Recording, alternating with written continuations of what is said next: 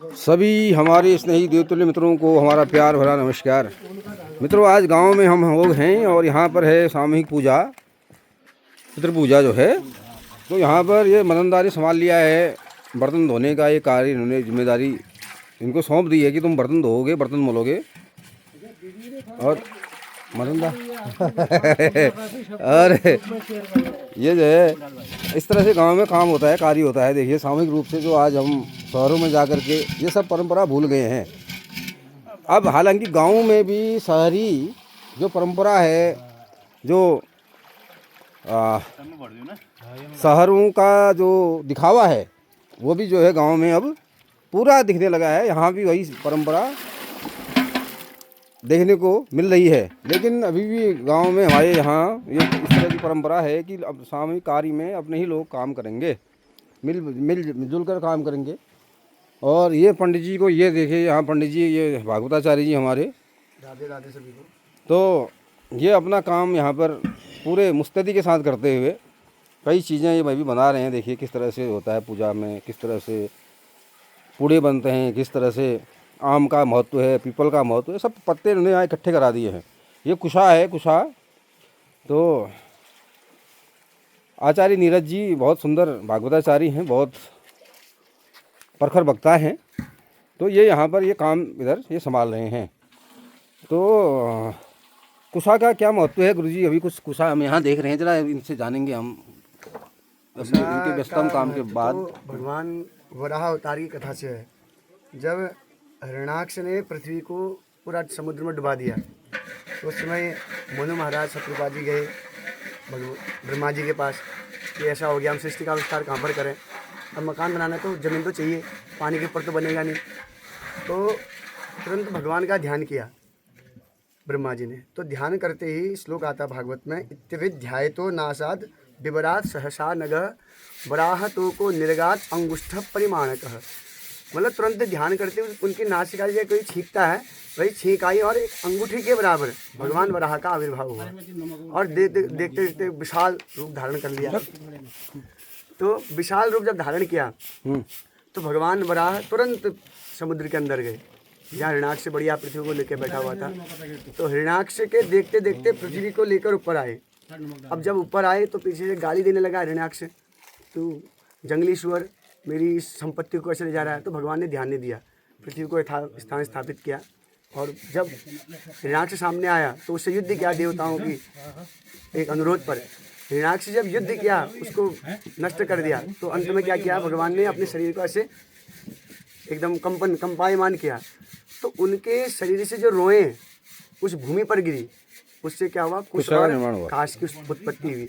और कुश में ब्रह्मा विष्णु महेश तीनों का वास बताया गया है। और इसलिए कहते हैं कि कुछ कभी अपवित्र नहीं होता।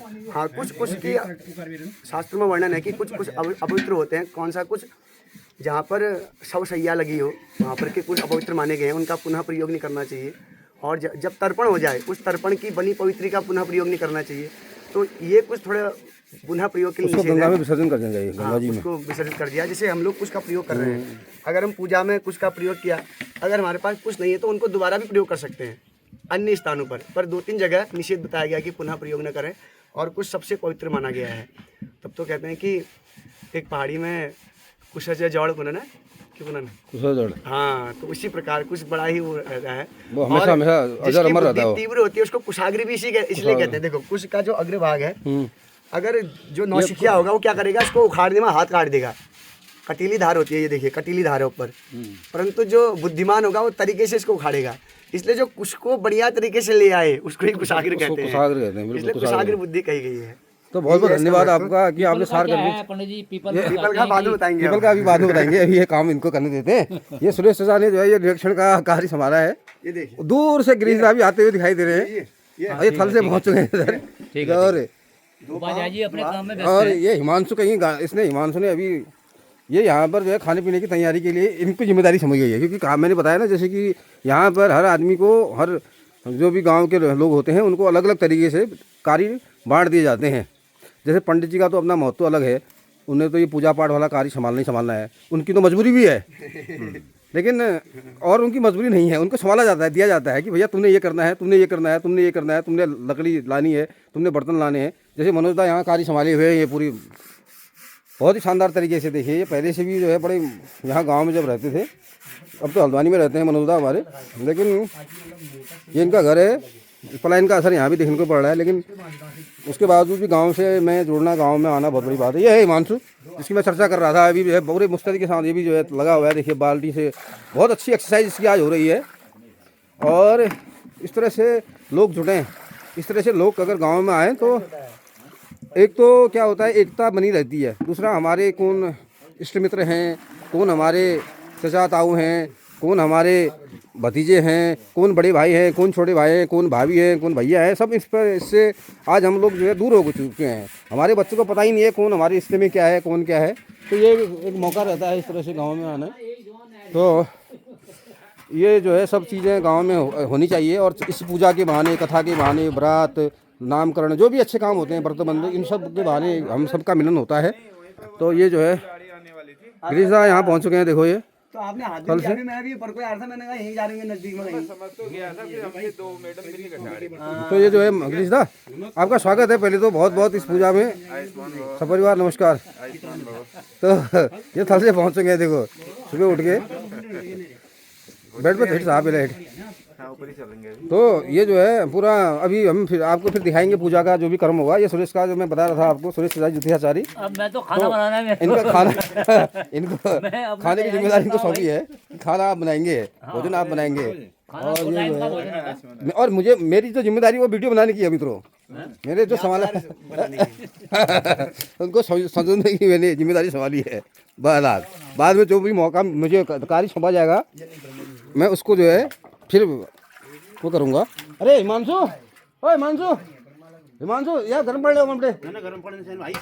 अरे रुको मैं लाता हूँ अभी यार। तो मित्रों बने रहिए हमारे साथ में। बहुत बहुत धन्यवाद। ये हमारे गांव है, गांव का सुंदर वातावरण, चारों तरफ आज कोहरा है, ठंड क्योंकि नीचे नदी बहती है सामने। और ये पूरा गांव हमारा है। और ये ब्रिजेश था हमारे आते हुए लखनऊ से ये पधारे हैं। तो और ये जो है ये पूरा जो ये गांव हमारा, हालांकि पलायन का जो असर है वो यहाँ भी देखने को पूरी तरह से देखने को मिल रहा है। और ये